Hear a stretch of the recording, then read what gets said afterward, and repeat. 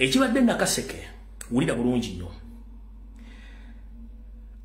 returning officer we Nakaseke omupya gwe baleese gwe bayita Baleche Aida yenyigidde mu buvuyo saako ne Ssaabawandiisi wa NRM omukyalo Ozimere Namayanja ne deputy secretary wa NRM ne dean of opposition of youth never participating in youth elections in Semuto town and the other areas of Nakaseke.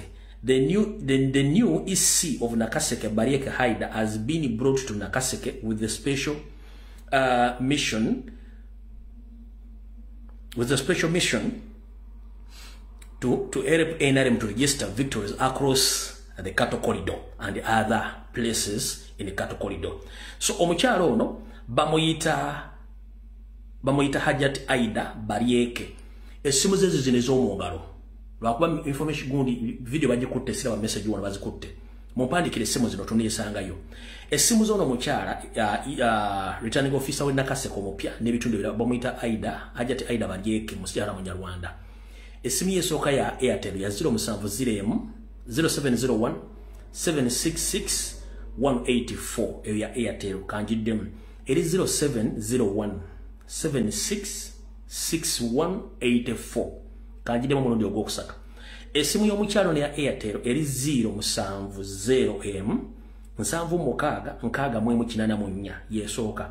Eya MTN eri 0773 25 yesimu y'okubiri ya MTN eri 0773 25 ya Hajat Aida Baleche oyo returning officer gwe wadde Cattle Corridor okukola buli fujjo lyonna okusaanyaawo national unity platform n'abakulembeze wa youth bonna obadde bulondeddwa oyo omu tugenze mu maaso.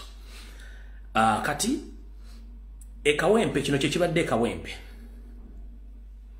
bakugambye nti chaos erupted at Kawempe Electoral Commission EC officials as several new platform members, youth candidates, are blocked from accessing the nomination grounds during the ongoing election for special interest groups that include youth, elder persons, and persons with disabilities of the village level. Security has been tightened. Bino monitor yebiwandiise olwali badde bya monitor. Tetunaba wano nkyaba information badde ku ground badde bya monitor. Kati buno buvuyo baddewo ku ki? Buno buvuyo baddewo ku ekawempe.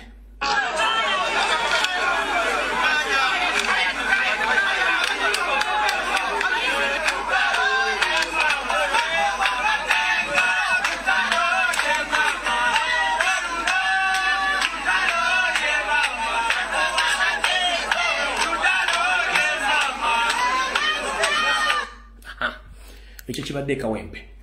Kati katugende mu bitundu bye Mityana.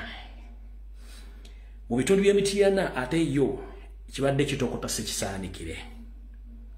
Naye nga kyemutegedde kijagala bategeeza obululu bwonna bwabavubuka NRM bwegandi efunye victory babadde bagaba ssente mukono ku mukono. Kati mumpulirize bulungi nnyo. Voice note zengenda okuzanya mfunye obuyinza okuzizanya kuba nyini yangambye tukoya akatengo zanya. Voice note zango banzite. Bino ibadde Mityana mu kulonda kwa bavubuka then kwa video tennaba. Sinabaga nti video etansi ibadde mu kulonda kwa bavubuka Mityana. Teacher waffe omulungi osimu simu bampita alubega Mike Seguya ava n'ama Mityana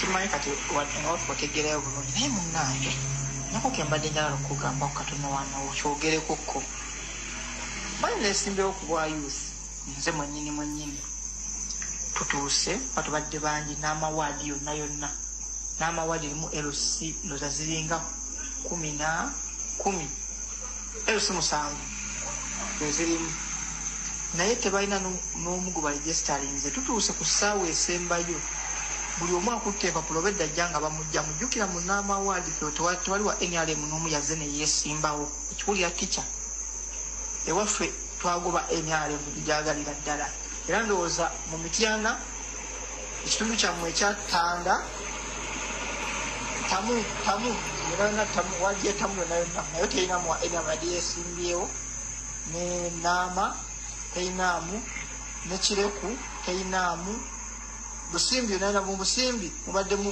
gundi mu omaze mu ba enale mu ngabasatu kati abasajja bakutte papula za fuzo ne baziwamba abamu ne baregister nga ba NRM ngate basajja bafu futu usona musasa dala subuga banamo babakomezeri but stopping igate batuwandise imagine ebyalonga mukaga tuwaina muno mu registering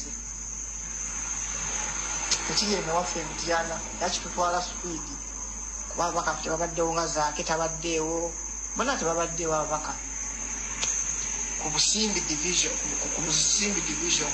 kasaba tubadde n'ekyokubiri abasajja batasobodde ssente kugombolola nga bakwata bano ababadde batukulembedde kati fe batwala nga abakulu b'ebibiina kuliko omwami omu bamuyita Jagwe bamuwadde emitwalo 40 ate yabadde atukulembedde yabadde akute egundi z'ennaama naye kutuluvunga batukuze eno batukweka eno nabawo n'ezakireku zonna empapula ezakireku zonna n'omusajja ne bamuwadde emitwalo 8 naye ne bamutwala ne batwala empapula zonna ezakireku kireku yonna empapula bazitutte ne bagestaringa za NRM. Ndowooza muwulidde bulungi. Njagala kuwa information ng'eflowinga ekyo NRM kyesigaza kati okukola okugula obuguzi n'okukozesa eryanyi okuba nti efuna obululu bw'abavubuka. Kiki ekusigira kifaananyi ky'ekijja mu kalulu ne bagiyita aftermath ekulaga ki ekigenda okujja mu ggwanga. Bapostingidde message evudde mu libel source n'egamba bweti nti Comrade Lumbi, please inform the public that Baramu Barugahara is calling electoral commission's district register all over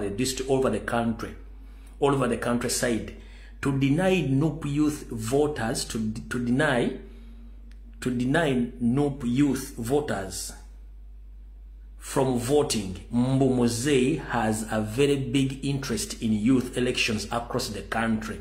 NRM should win every post. Banga mibati. Comrade Lumbi yejebaliko. Tuyamba otegeeze gwanga. Nti waliwo ekigenda maaso. Omukulu gwe bayita Baramu Barugahara. Akubira buli commissioner wa electoral commission oba district register aba electoral commission nga bakubira bategeeza nti bafuba okulaba nga tebakkiriza muvubuka yenna omulonzi ow'ekibiina kya National Platform okulonda.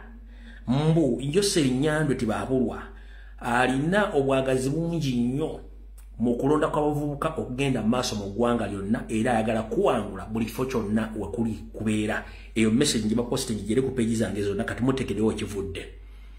Tugenze maaso awo. Bemba mmaze okulaba okulonda bakubadde kifaananyi kye bakusiigira awo tuvuddewo. Awo tukoze ki tuvuddewo era y'ensonga ngimaliriza naye Simon Babakama